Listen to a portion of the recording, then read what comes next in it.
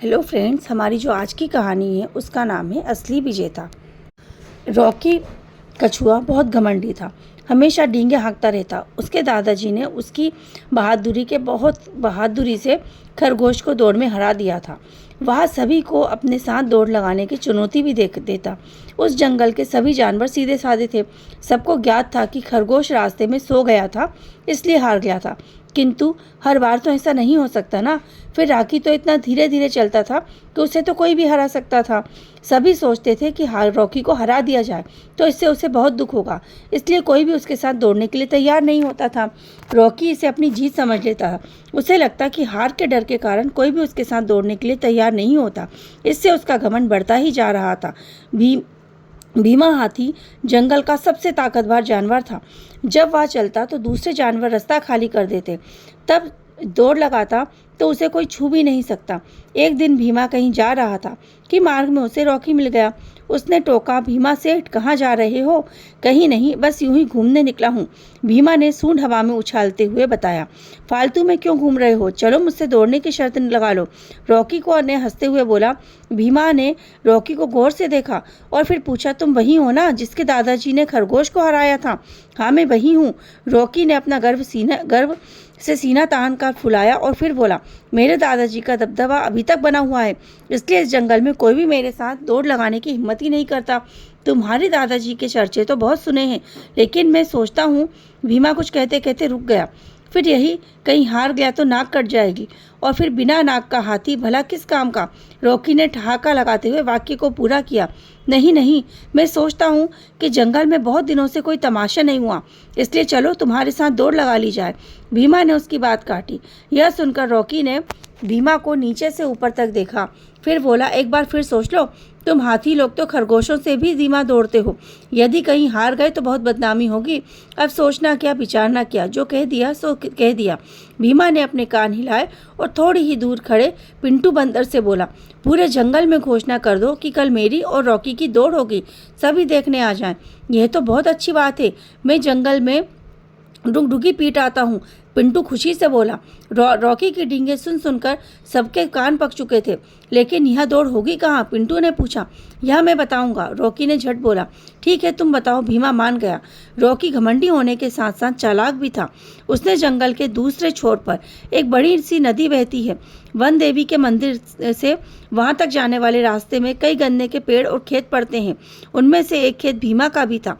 Rocky को ज्ञात था कि हाथियों को गन्ने बहुत पसंद है और खेत देखकर वह उन्हें बिना खाए रह ही नहीं सकते। अतः थोड़ी देर सोचने का नाटक करने के बाद वन देवी के मंदिर से नदी तक दौड़ लगाई जाए। जो पहले पहुंचेगा उसे जीता हुआ माना जाएगा। यह सुन भीमा भी खुश हो गया। वह कई दिनों बाद अपने खेतों की ओर जाने की सोच रहा था, किंतु समय नहीं निकल पा रहा था। उसे लगा कि इससे तो उसके एक पंथ दो काज हो जाएंगे। रॉकी को तो चुटकियों में वह हरा देगा, रास्ते में अपने खेतों को भी देख लेगा। पिंटू ने घर जाकर अपनी ढोल उठाई, उसको गले में लटकाकर पूरे जंगल में डुगडुगी पीटने लगा। सुनो सुनो सुनो, सभी जंगलवासियों सुनो, कल सुबह वन देवी के मंदिर से भीमा हाथी और रॉकी कछुए के बीच दौड़ होगी। दोनों में से जो नदी तक पहले पहुंचेगा उसे जीता हुआ मान लिया जाएगा। सुनो सुनो सुनो। अनोखी दौड़ देखने के लिए अगली सुबह मंदिर के पास भारी भीड़ जमा हो गई। कुछ उत्साही सीधे नदी के किनारे पर पहुंच गए ताकि जीतने वाले का स्वागत किया जाए। रॉकी पूरी तैयारी के साथ आया था। भालू दादा सीटी बजाते ही उन्हें अपने नन्हे नन्हे कदम बढ़ाते हुए दौड़ पड़ा। उधर भीमा काफी देर तक वहीं खड़ा रहा, रॉकी की चाल देख रहा था। उसे समझ में नहीं आ रहा था कि इसकी चाल रॉकी आज नदी तक कैसे पहुंचेगा भी या नहीं। रॉकी जब थोड़ी दूर निकल गया तब भीमा ने अपने कदम बढ़ाए। कुछ डग भरते भगते ही रॉकी से आगे निकल गया, किंतु रॉकी को कोई चिंता नहीं हुई। उसे ज्ञात था कि रास्ते में गन्ने के खेत हैं और भीमा उसे खाए बिना रह ही नहीं सकता। मन ही मन अपनी योजनाओं पर मुस्कुराता हुआ वह धीरे धीरे आगे बढ़ता रहा। भीमा के खेतों में इस वर्ष गन्ने की फसल बहुत अच्छी हुई थी। भीमा जब वहां पहुंचा तो चौंक पड़ा। 2 दिन पहले तेज हवाओं से लंबे लंबे गन्ने गिर गए थे, तो भीमा को लगा इन सारे गन्नों को खराब हो जाएंगे, इसलिए उसने पेड़ से 4 गन्नों को खड़ा कर दिया, फिर उन्हें पत्तियों से बांध दिया। इससे चारों गन्ने सीधे हो गए। गिरे हुए गन्नों को सीधा करने का यह बहुत पुराना प्रयोग का उपाय था। भीमा जल्दी जल्दी पूरे खेतों के गन्नों को सीधा करके बांधने लगा। इस धुन में वह दौड़ने की बात भूल ही गया। सारे गन्ने सीधे करते करते दोपहर हो गई। भीमा बुरी तरह से थक गया और प्यास से गला सूखने लगा। चलो थोड़े से गन्ने खा लिए जाएं। उसने अपनी सूंड से माथे पर आ रहे पसीने को पोंछा और सोचा। उसने थोड़े से गन्ने तोड़े और आराम से उन्हें खाने लगा। गन्ने बहुत मीठे थे। वह एक के बाद एक गन्ने खाता रहा। लगभग 50 गन्ने खाने के बाद उसे कुछ राहत की सांस मिली। वह आनंद आ गया। उसने मुंह ऊपर कर एक लंबी सी डकार मारी। आनंद तो तब आएगा जब रॉकी तुमसे पहले नदी पर पहुंच जाएगा। तभी उसके दिमाग में आया। उसने गन्नों की बर्बादी को देख उसके दिमाग का काम करना बंद कर दिया था और थकान के कारण वह प्यास मिटाने के लिए में लग गया। पर अब वह चौकन्ना हो गया था। रॉकी और उसको दौड़ की बात याद आई तो भीमा बुरी तरह घबरा उठा। अपनी लापरवाही के चलते यदि आज वह हार गया तो उसकी नाक कट जाएगी। उसने सिर उठाकर आसमान की ओर देखा।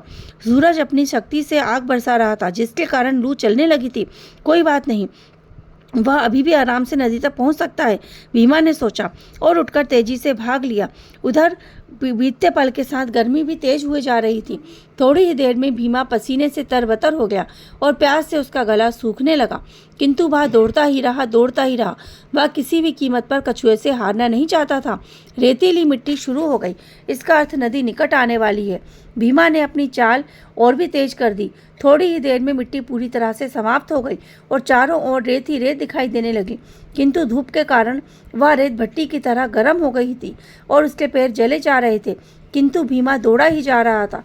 किंतु क्योंकि यह केवल उसकी ही नहीं बल्कि सभी हाथियों के बात मान सम्मान की थी।